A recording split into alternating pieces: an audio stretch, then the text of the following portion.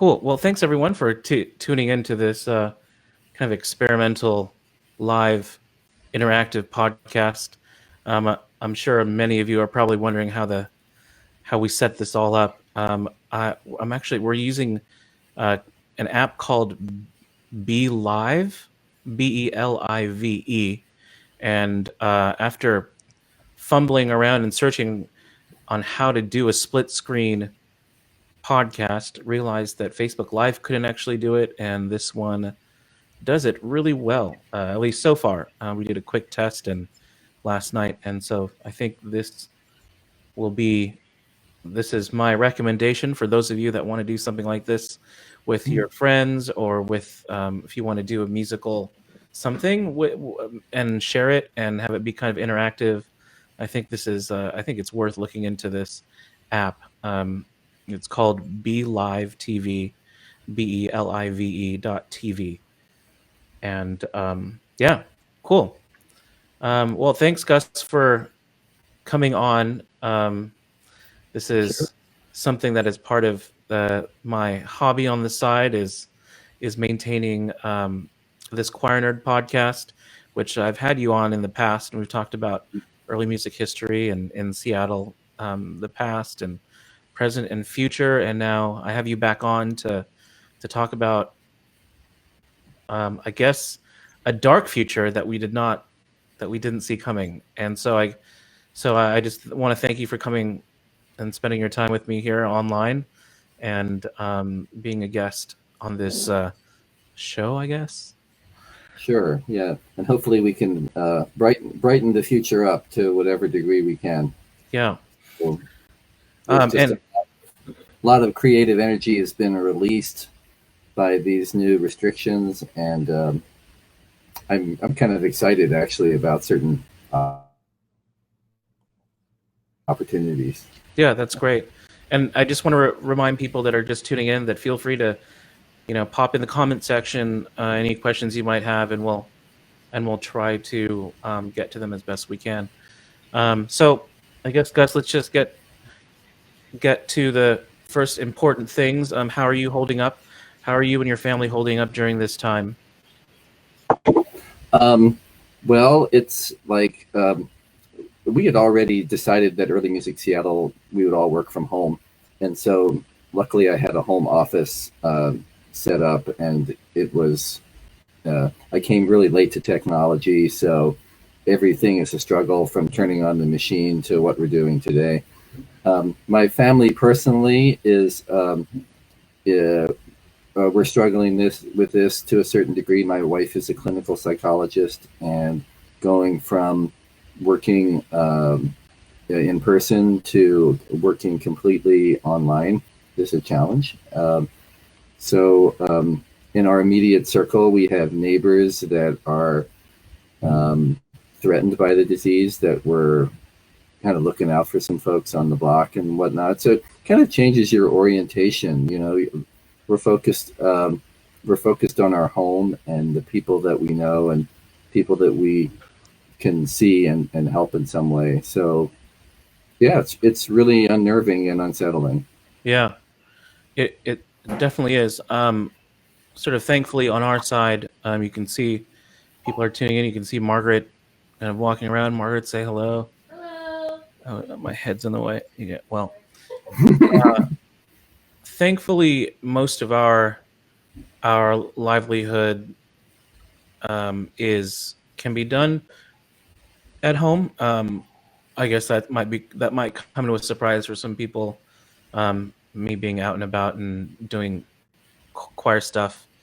Actually, I can do a lot of the work at Trinity from home, thankfully, and so we feel quite fortunate that we're in a place where we can kind of, at least at the moment, kind of weather the storm that I guess may not fully be here yet. But yeah, it's really odd times. It's really strange because we've never had something like this before, so it's kind of hard to know how alarmist to be about things, like how worried to be.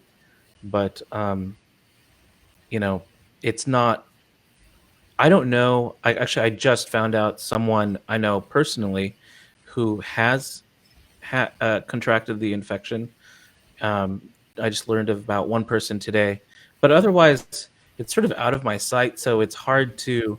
What's more salient to me is the sort of economic um, fallout from all the precautions we're taking, which are all necessary in my and Yeah. but that's that's a hard thing to see. I know a lot of people have lost jobs and are trying to figure out what to do now. Hmm. Hmm. Uh, how's Early Music Seattle doing? Um, well, uh, we've officially canceled 2 concerts so far. In March, we had a Cuban ensemble coming to Seattle for the very first time, and it was just as things were heating up that they were planning to arrive, and it wasn't really clear. It was just like right around mid March, at March 14th, and if you remember back. Uh,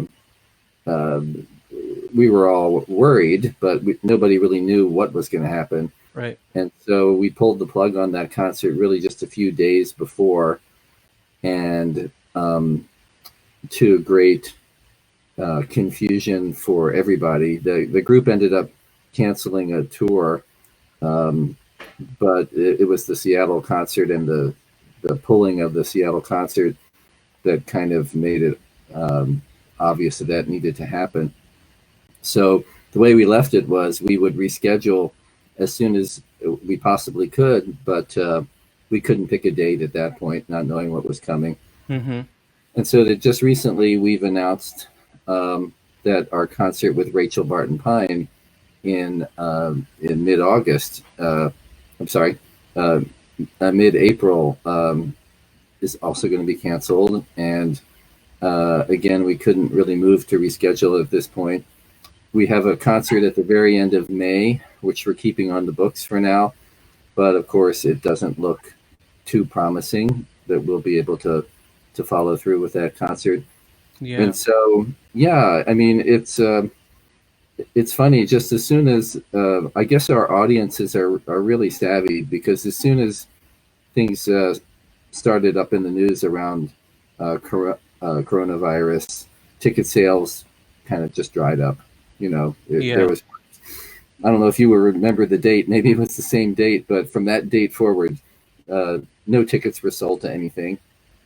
And people were quiet. They weren't calling us asking about performances, but they were mostly waiting, I think, to hear from us. Yeah, I think that happened to us too. Bird Ensemble had a concert in the sort of queued up, and so did another choral group that I do called Radiance. And yeah, things started getting serious, and ticket sales dried up, and then actually started picking up. But Mm, I realized that was mostly from people just buying tickets to support the event anyway, even though it wasn't happening. Were you that is, able to get a refund on the flights for your Cuba musicians? it's not completely clear. I mean, when they canceled them, and this was one of the reasons why it was um, such a cliffhanger as to whether to cancel, because there was thousands of dollars worth of money invested in flights. And of course, we didn't know how the airlines would respond at that point. Their policy was fairly rigid about a canceled event or canceled flight. Yeah. Since then, as you know, they've come back with like a, a broad deadline for rebooking, which may even be extended. Wow. So the airlines are being pretty generous. They want to be sure um, that they're seen as cooperating with what's going on. So we think that the ensemble won't be, that these musicians in general won't be put to some huge financial test to make this work out in the future. Right. Uh, Yeah, we've had to. If Alaska Airlines has been pretty good about refunding tickets, and so I was able to get a few singers refunded. But if anyone out there uh, is needs to get that done, you got some Alaska airline tickets, you should totally go on their website and see if you can get them canceled. It looks like they won't cancel or refund you, but towards the end of that process they do. Um, yeah, Delta, same. Yeah, Delta's the same. yeah, they're working toward generosity, and I bet most of the airlines will follow suit.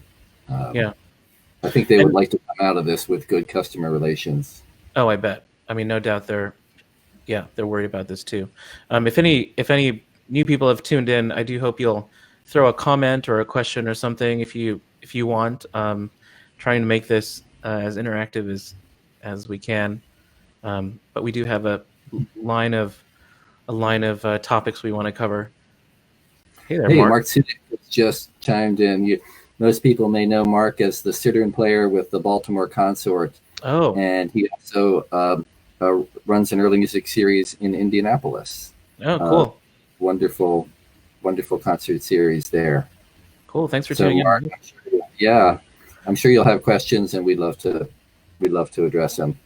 So Yeah. how is Early Music Seattle doing as an organization? As at least as much as you can share with us. Yeah, I can be frank. We're certainly threatened by this. Like most mid-sized arts organizations, we don't carry a lot of cash. So um, the timing is difficult. We're just going into our resubscription period. One thing I should mention is for the concerts that we've canceled so far, almost everyone has donated their tickets. Yeah, ours too. That's great. Almost everyone. And then we're canceling a fundraiser that was associated with our April concert that Rachel Barton Pine was going to be the headliner at our fundraiser. People are making the donations that they would have made by raising the paddle. They're just calling them in.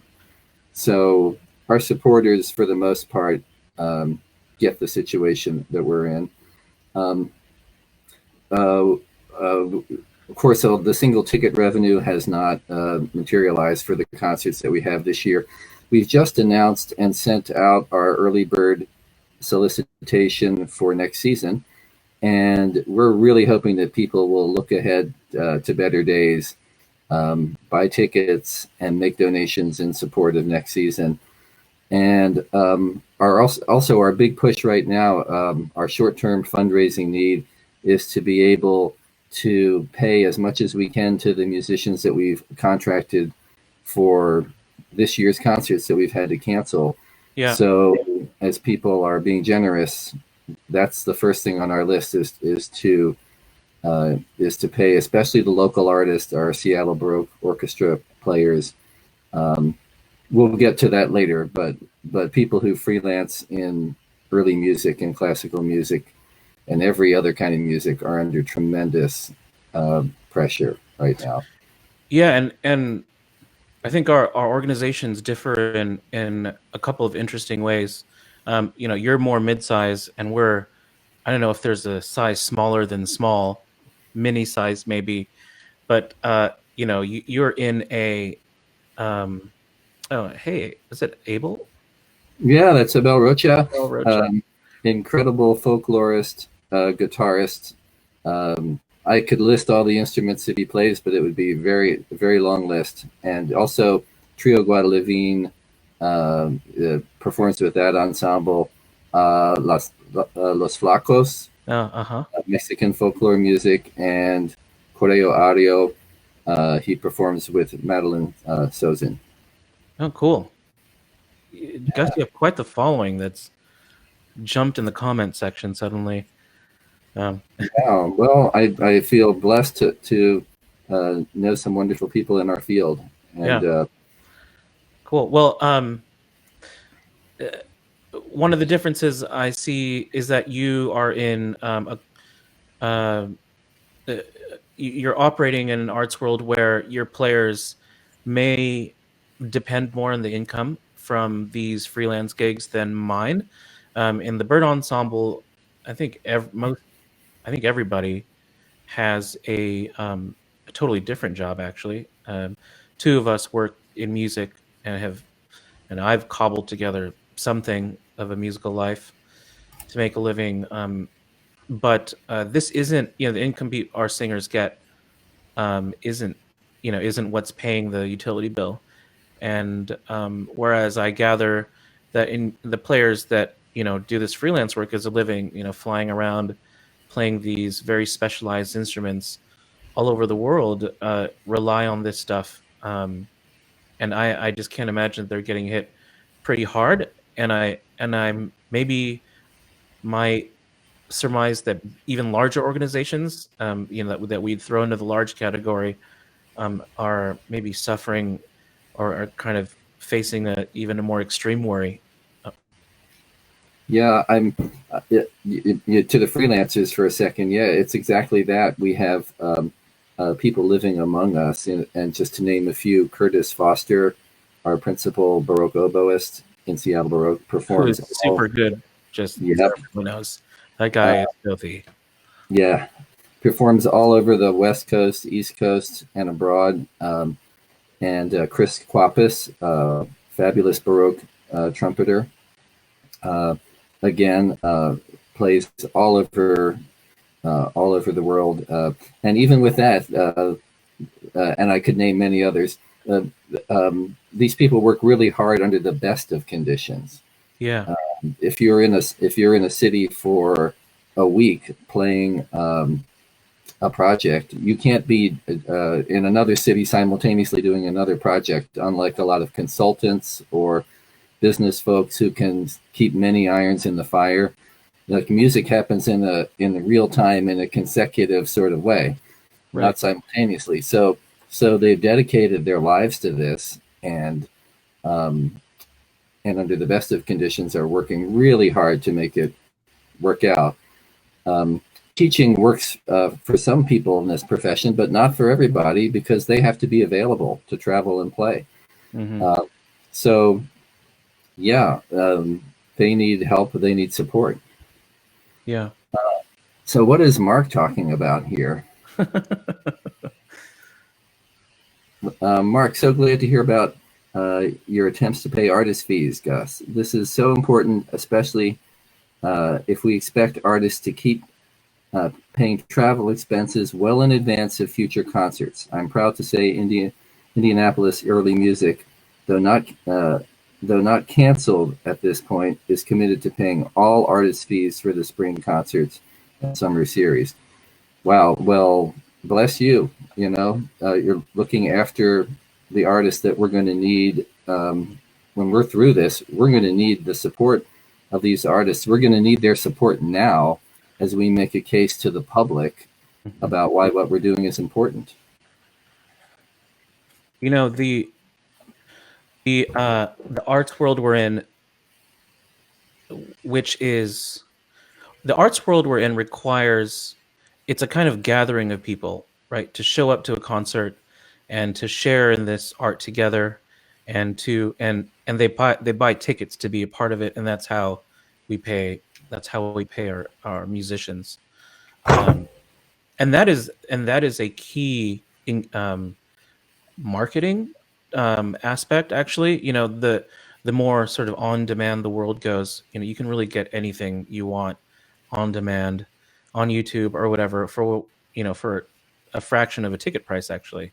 But what we focus on selling at the moment is the experience, it's like when people go to church on Sundays. They show up, they want to have a kind of experience in the moment, and that's what what we focus on delivering. But this pandemic has kind of nudged things in a totally different direction. I mean, I was talking to Lauren Casanis. Hello, Lauren, who I see has thrown in their comment. Thank you. I'll get to that in a second.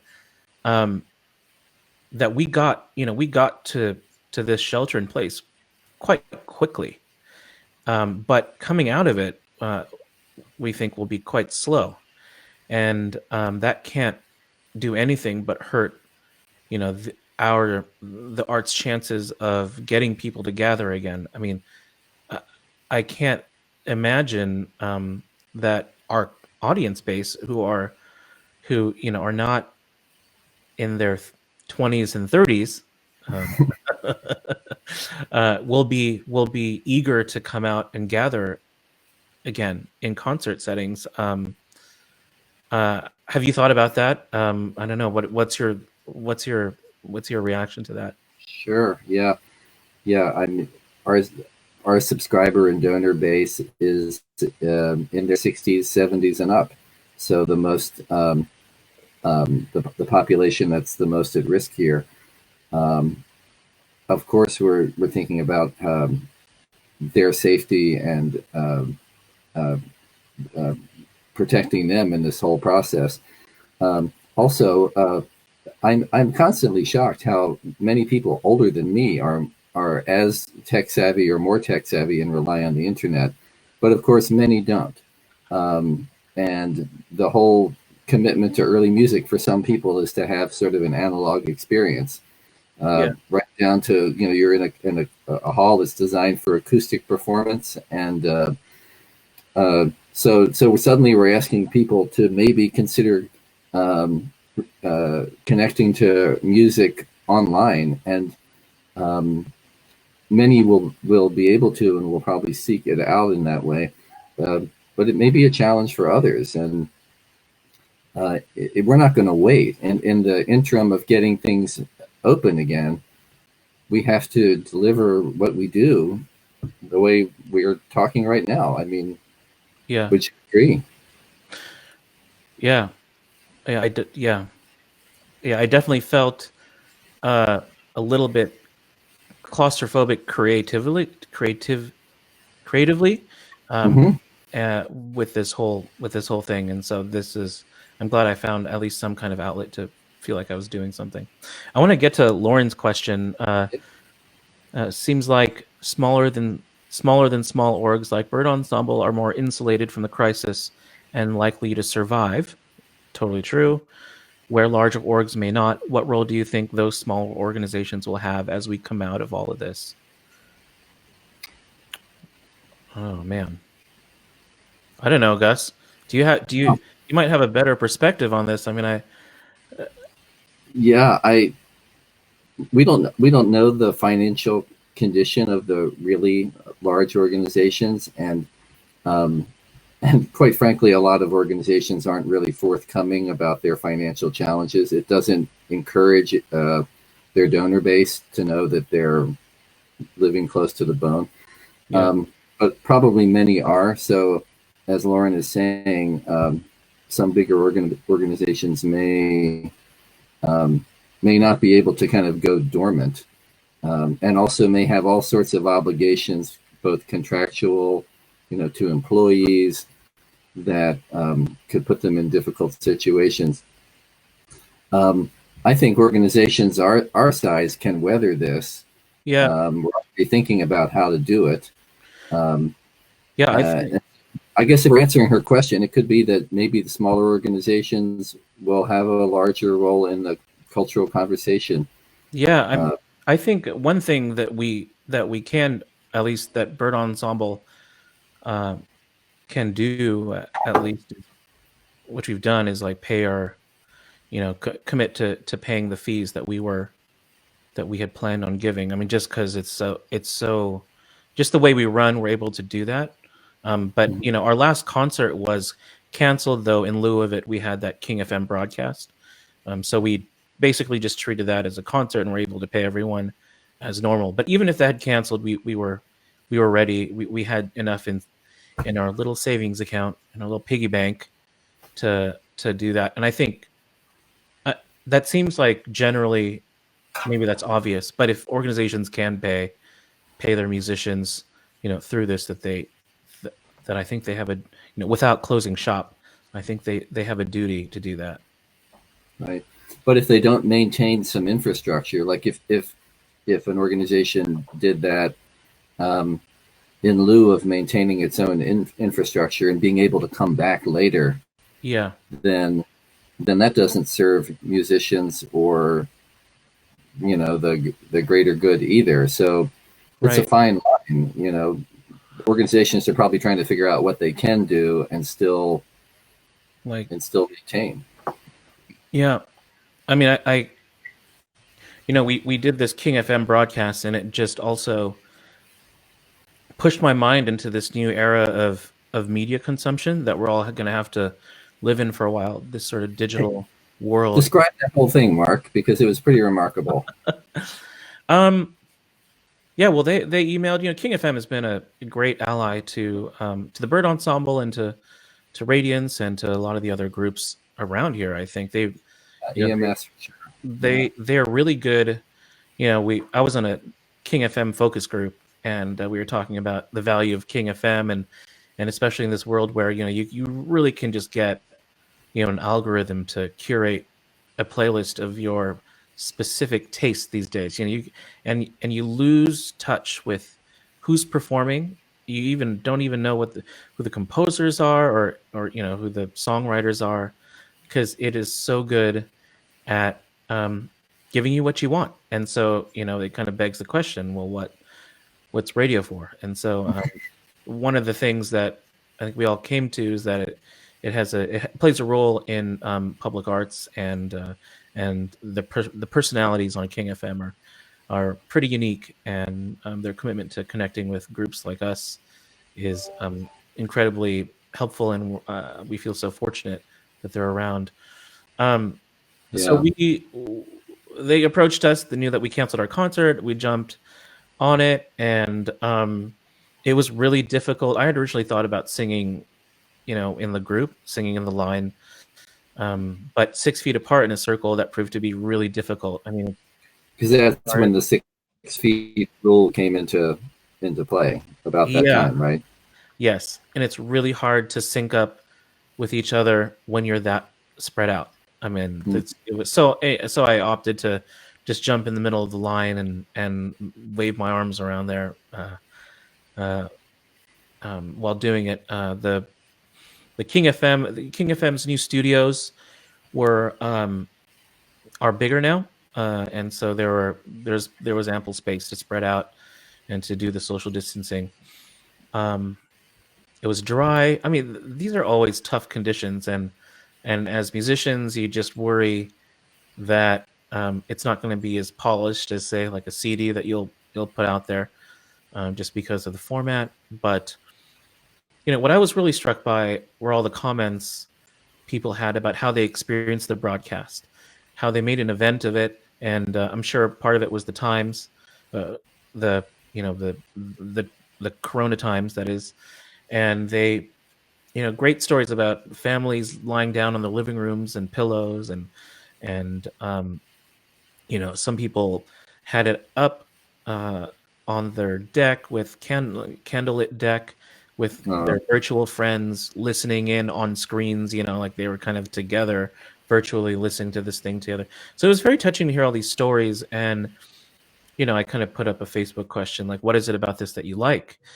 Because, it's not a perfect representation of the product, of the art that we put out, but there's something old school about it, like 20s radio, like getting together and like huddling around something we need maybe right now. But this is making me wonder, like, what the future is of how people are going to experience art now that we can't do that together in a place. And actually, one other interesting comment that a friend of mine had, Jakob, one of the singers that I work with, said that he actually finds it more of a communal experience than being in concert live, because in concert you're among a crowd of people, but you're not interacting with each other. You're kind of experiencing this thing sort of on a very individual level. Whereas you can kind of talk to your friends while you're experiencing this concert, have a drink. It's at the comfort of your own home or wherever. So I don't know. What do you think about that? I mean, maybe the parallel time in this century was, the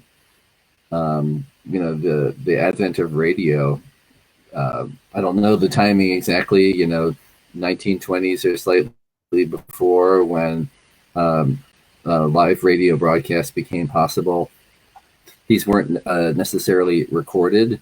They were live performances, and you remember back in the days of the such and such radio orchestra, Hmm. And they were employed to give live concerts on the radio.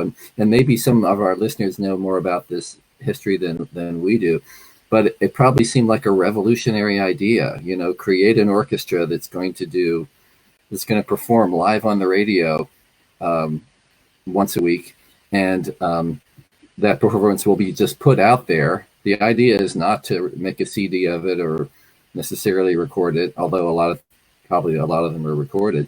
But it was a live experience that you were getting in your living room, and it must have been huge. Uh, Yeah. to be able to turn on a little box and have the NBC Symphony come out.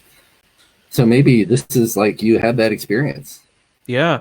I mean, I find it analogous to, how videos go, how some viral, how some videos go viral, or get suddenly a million shares.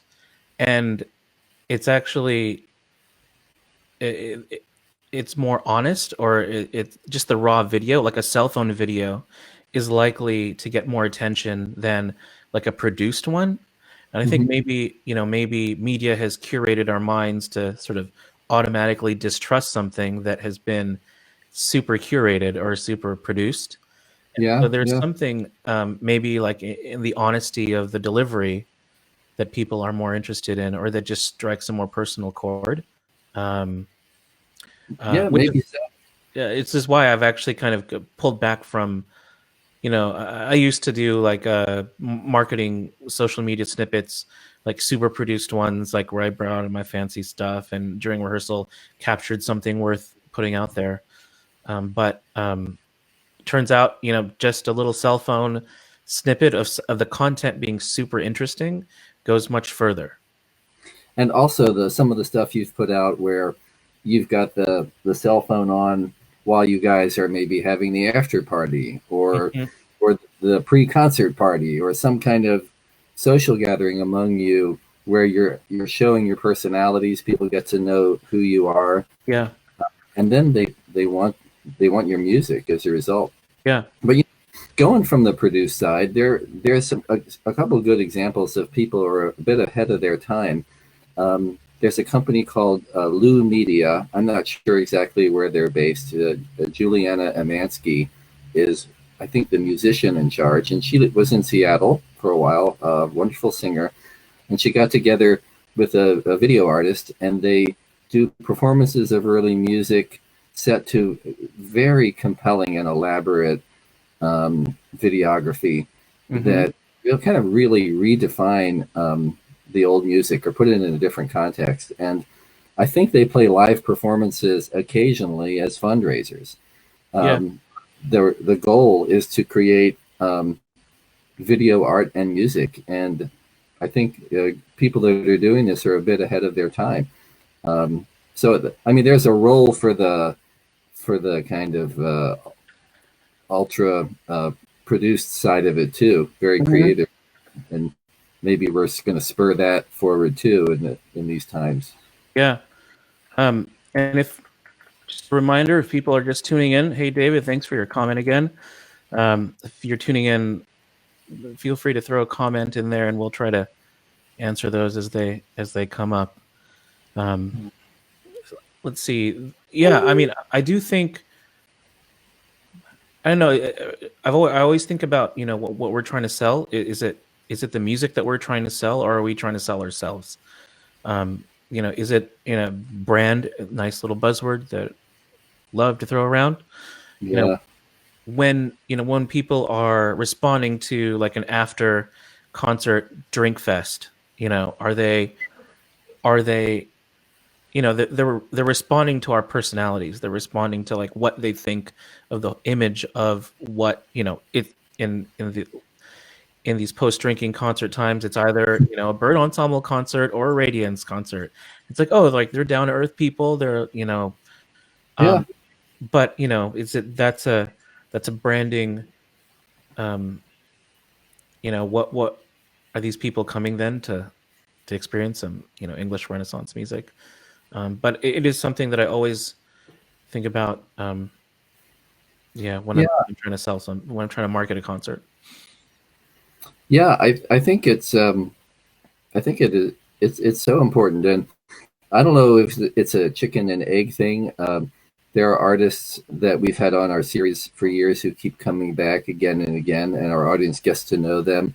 Yeah, Jordi Zaval is an example, the Spanish viola da gambist, who has actually moved in many areas of music and music from all times and places. And now, you know, because I think of his credibility uh, that he's created as an artist with such a broad reach, when he says something about what music means, everybody listens. yeah, And I think he got his platform to be able to do that legitimately through valuing music from everywhere and creating programs that were really compelling. And then, you know, if you've got something to say about what music means, then it's worth listening to. And of course, people connect to those comments in a very personal way. yeah, Um, so yeah, and I actually do think it's the role of the artist to show themselves, right. and not so much for a branding and marketing point of view, but so that we all are just reminded that art is in all of us at all times, and you know we've all got this ability to connect through it. Yeah. Um, I just, yeah. And with the new, just going back to this new media format of having to do stuff online, um, it's not perfect. It's not the same as experiencing a concert live. There are unfortunately still limitations, even with our King FM broadcast. People said there are still pops and clicks that I think are that King FM knows about, and they're trying to work through. They have a web page actually talking about that, and just the quality that you get out of a Facebook Live video. A lot of the Facebook Live videos out there are just not, just not the same by any measure, by a lot. And um, do people care about that? It's a I hope not, because this seems like the way of the future. Yeah, yeah. Um, you know, listening to the scratchy radio broadcasts in the 20s, I don't know what that was like for people. I mean, they must have known they weren't in a concert hall, or think of the wax cylinder. If you've Oh, that's a ever, good point. uh, you know, I've heard the sort of cleaned up versions of Caruso singing on the wax cylinder. It's still pretty atrocious, but Yeah, clearly people were moved by what was on that piece of wax. You know, right, so right. I doubt it is a limitation in the long run, and also I think a little bit about um, the evolution of listening now from, you know, I grew up in the hi-fi days, and if you look behind me, you can see a pair of these 6-foot Magnapan speakers, because back in the 80s we thought, you know, you had to create the concert hall live in your house with all of the acoustics. So I've got my old 80s hi-fi, but now people are just as moved from an MP3 squawking out of their phone of great music, and they're feeling all the emotion. So yeah, I think it's I think we're fooling ourselves that we can't move to other platforms and keep people engaged. That's so forward thinking of you. I hope you're right. I just can't I'm imagine. trying to make it happen. Yeah, we Yeah. sort of. Well, hey, Yeah, well, Mark, maybe this is a corollary. So your performance 6 feet apart in the concert hall, that was last week. yeah, I'm assuming about the time. And now we've got other restrictions, at least for the foreseeable future. So is that the yeah. last concert like that? Was that the first and last? Like what can we do? What can we do with the current restrictions? God, that's a really good question. Well, we're effectively in sort of shelter in place, so you can't leave unless we're doing something essential. Um, so I think we just have to produce stuff from our homes. Um, and I honestly haven't figured out what let's say it extends like a year or something. I honestly don't know what we're going to do. Um, we could do, maybe if the restrictions loosen up by the fall, we could do like a concert, in an empty space, and do a broadcast, a live broadcast of it to the world. I'll definitely want to figure out how to get the best streaming quality to do that. But short of that, I don't really know what we can do. Yeah, have you thought about that? I'm kind of wondering, and I'd certainly love to get comments from people. Um, but somehow I just think that if a person is in their home and they are playing music and delivering it, either streaming or a recently recorded video, and it has an informal feeling about it, and the acoustics are not stellar, but it's from the heart, and it's in some kind of musical format that's recognizable, that right now it could be a very important moment for people and a very important message. And I mean, I would like for that to be true. For myself, I have this room full of instruments around here, and I'm thinking, well, what if my daughter is a bass player, so could we put together a little concert and deliver it to our relatives via a YouTube link? That would be really meaningful for me, being stuck here. And having like a few people around who are in your circle, maybe you could make the agreement that we're going to be within 10 feet of each other, 6 feet of each other. I'd like to think that can be our music for a little while. Yeah, I mean, this is new territory, and I think the arts will need to rethink their role in it. I mean, we have lived in the concert environment where we, again, required people to show up and to support us that way, and to experience it in a totally different way. I mean, I just have a more worrying outlook on the digital side, because when you post, no matter how honest it is, it's so different from, the concert setting. Like you're basically hoping people will support you for being you.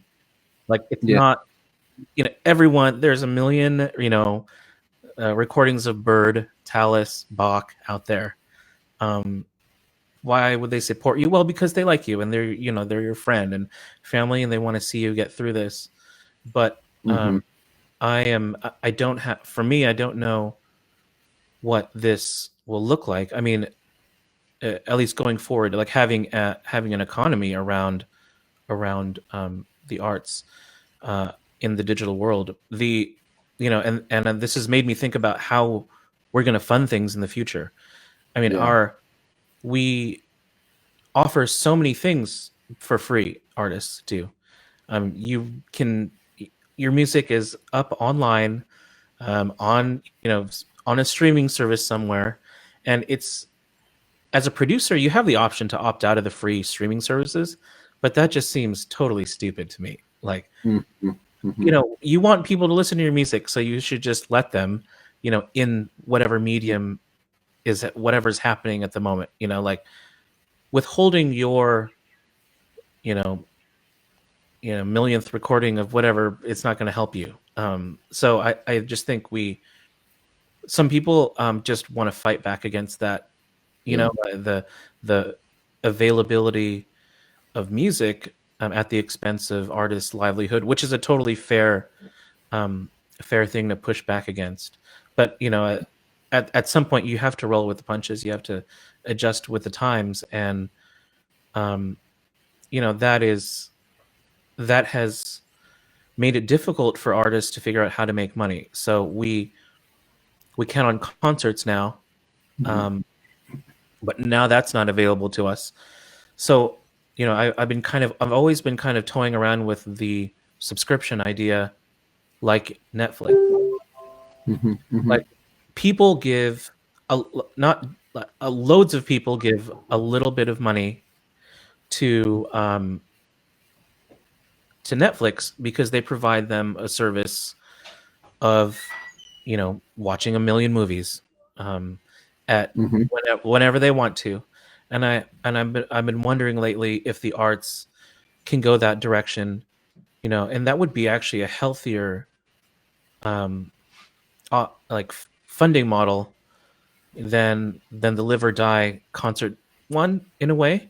But you really have to figure out what your product will be, you know, what you will what you're, you know, are you going to offer a concert a month, you know, in a certain way that and that everyone can see, that's super accessible, incredibly available, and then you just try to accumulate, you know, some X number of subscribers paying you some amount of money a month. I mean, I honestly think this is something that is worth dwelling on for the future of our arts organizations. Have you thought about something like that before? It sounds like an attractive format to me. I'm always worried when the for-profit world is in charge of something like this, and when I look at what the options are with Netflix, we've got Netflix, and we realize that we're getting a more carefully curated experience every time we watch something new on it, and then pretty soon does it alter your tastes to where your tastes become even more narrow and more focused? Oh yeah, I thought about that very same thing. Sorry, keep going. Well, so what we've been doing lately is when frustration hits, we'll drive to Scarecrow Video on Roosevelt in the U District, probably what the last old-fashioned non-for-profit DVD rental place, video rental place, where you can walk in and they have stuff that, you know, is totally amazing. And we realize, oh man, this is what we want. We don't want a fully curated experience by a for-profit organization. So this thing would have to be set up with the highest goals in mind, but it seems like so necessary. The fact that we've left the arts adrift in the environment of capitalism and the American system of buy everything, pay for everything, is another huge limitation that's coming home to roost right now. I haven't talked to my Canadian colleague Matthew White at Early Music Vancouver. In fact, he would be a great guest for you to bring on. But the Canadian system is funded more directly from the federal government. Last I heard, it was about 60% of organizational funding comes from the government. So is there infrastructure there that's going to leave these organizations in a better place when this is over?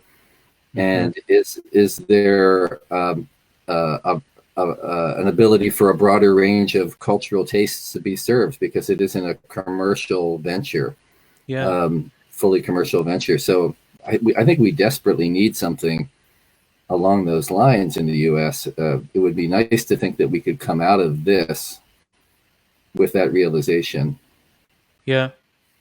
No, those are all good points. I mean, what I kind of imagine isn't so much like I guess the Netflix was a bad example to throw in, but like say a service like ButcherBox, which we just got. You know, it's a service that brings you meat, you know, and it's, you know, not meat that they've decided that you like based on your Facebook cookies, but just meat that you want. And, you know, could we deliver arts that way in the future and have people pay? I saw Margaret going to the door behind you and receiving a package. Was that what was that? Meat? Oh, how cool is this? We just arrived hot off the press. Our new Scotland and England Renaissance disc that we recorded in Scotland last summer. Thank you. Anyway, so, that's a valuable item that you can mail to people. Yes, is a CD. It stands for compact disc. Yeah. We'll put a link to what that is below. You would feel like it seemed like maybe it'd make the rounds to make that hot now. You know how records are. Yeah. Anyway, oh, Kip's a friend of mine. Yeah, Kip, you still go to Scarecrow? That's awesome. I for some reason thought they went under, but maybe they were threat of going under, but survived. Yeah, I think they did not. Yeah. Nice. But yeah, so I mean, or another example of this sort of subscription model would be like churches. People pledge some money to be a part of it, and they can, that's something that people can experience. Maybe we just have to offer concerts more regularly, once a month, and people and then you can also get it online somehow. But there's got to be something we can do that goes this direction to make our work more financially sustainable. But I'm super interested in this direction also that you've put forward of where the government where federal funding, dedicated federal funding, goes towards the arts as well. Yeah, I mean, Montreal is a city that I've been spending a little more time in lately, and the province of Quebec and the very specific funding model that they have there has allowed a really rich, vibrant music scene, and specifically early music, to evolve there with so many artists doing so many different things. Of course, there's never enough resources, but the result is just such a rich community, and people have a chance to really practice their craft and develop it and hone it as a result of that. And it would just give so many of these talented people that are struggling this. It's not exactly a safety net; it's an opportunity. Yeah, yeah. David, Patreon is definitely on the radar. Yeah. Amy had something to say. She threw in, if this lasts for a while, I think people will be starved for entertainment and some sort of connection. Yeah. Hopefully the opportunities will be endless. It will be a challenge, and it will be a learning curve to discover new ways to have performances. She also loves to go to Scarecrow. Yeah, we hope that at the end of this we'll get a huge spike in attendance. You just feel like people, the moment we were joking with friends about this last night, the moment they let bars open, hopefully they'll do it like on a weeknight, so it's not just totally swarmed with thirsty people like myself. Yeah. But anyway. And and just one more comment about the whole concert experience. Like, the one thing that is going to be very hard to replace with any of the models that we're talking about that are online is what happens in a lobby at an arts event before the performance starts, when people who know each other or are familiar with each other and may only see each other under these circumstances reconnect. And then as they're walking in, they're taking with them this sort of, like, not just their consciousness, but the consciousness of this group that they've connected with before. And I just because Early Music Seattle, formerly Early Music Guild, has had such a loyal audience for such a long time. When all of those people walk in together, they actually create the atmosphere before the first note is played or sung, that it's just like a petri dish for the artist. They're like so comfortable in that world that's being created, and it's just a bunch of people concentrating and giving their attention, and it is in the air. It is going to be really hard to. It's terrible to think about that going away. That has to. The shared experience has got to return in some form. So no, absolutely. That is the biggest thing that separates what we do, I think, from anything else. Yeah. Yeah, and David, your point, your patron model is out there. People pledge support, and you provide exclusive content. That's actually a huge point that I need to highlight. Is that, you know, when you go to this model of subscription, the idea is that you only provide your subscribers or people that pledge exclusive content. So there's like a benefit, you know, for doing Yeah. that. Yeah, thanks, David, for chiming in there. Yeah. Gus, anything you wanted to add before we jump to something else? I don't think so. It's just like it's this frustrating, exciting, inspiring conversation to talk about where we might be going. Yeah, Yeah. I mean, we're all in this together, for better Yeah. or for worse. So what can musicians do now who are suffering the loss of income to kind of help them get by?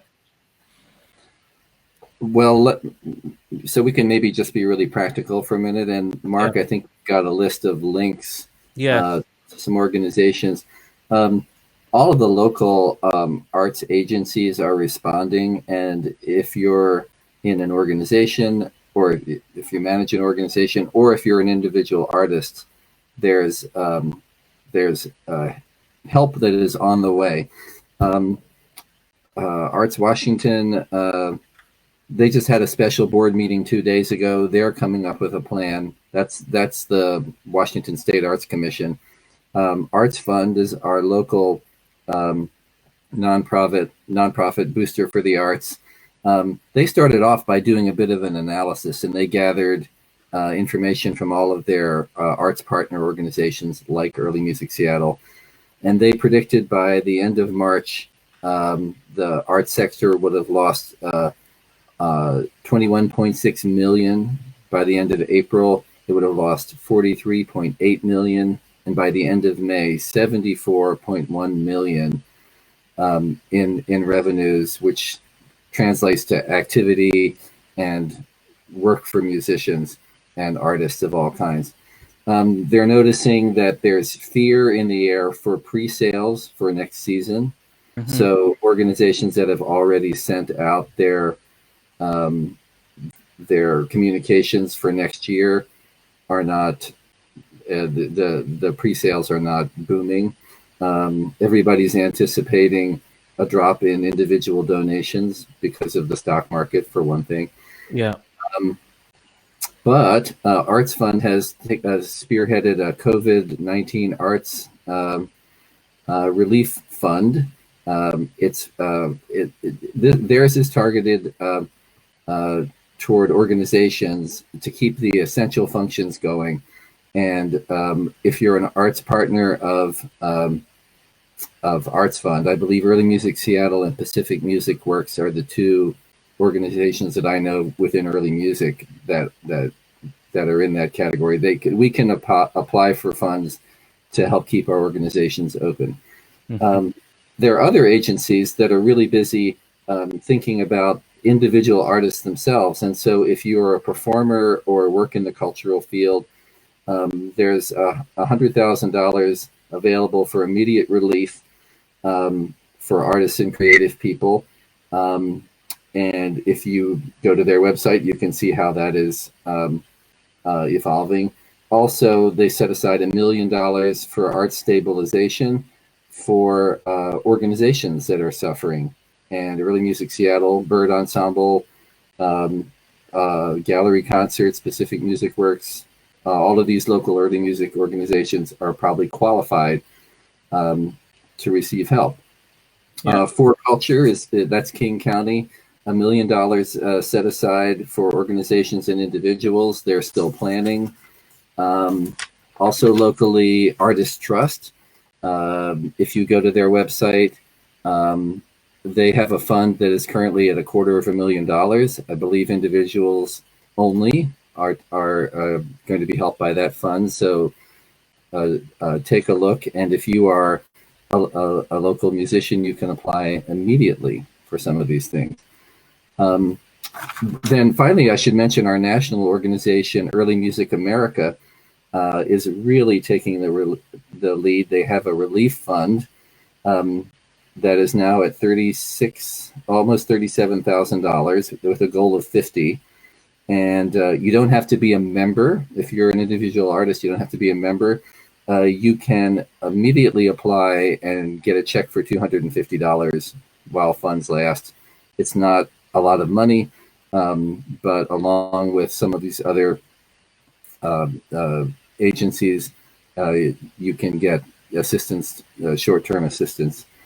So I'm sure there will be more rolled out in the days to come, but our local agencies and nonprofits are doing what they can on short notice. Yeah, thanks for looking into that, Gus. I did post all the links, the relevant links that you sent me in the comment section, and I'll also include this in the description of this episode in case people find that helpful. But it's Sure. nice to know that there's some help out there for people that are really feeling this right now. Yeah, I mean, clearly it's not going to replace all of their lost revenue. It's a huge challenge to. I mean, what we don't want is for people to not be able to stay in their fields or to move to other places that are maybe easier to live or abandon the community. I mean, we need people here in the Northwest, and we need them to stay here. Yeah, no, I agree. Let's see what else is on our list here. Oh yeah, I just wanted to plug Henry's viral videos project. Oh yeah, very creative idea. Yeah, do you want to say something about that, Gus? We may both know about the same amount of information, but Lebedinsky, who is also the co-director of Pacific Music Works and wonderful harpsichordist, has put a lot of time into a project, and I believe one of his viral videos is already out there with a musician. And the idea is Henry has a conversation with a musician who is, in the position that we just described. They play a musical selection. Maybe there's more conversation, and then there is a link to that artist's Venmo or PayPal account. So a direct donation, and it's a way of showing appreciation. It's a way of for artists to be able to show what they do, and it's a way for you to be able to donate to an individual. So I think Henry is kind of thinking about this project in light of the new restrictions that are out there in terms of people gathering for non-essential reasons. Mm-hmm.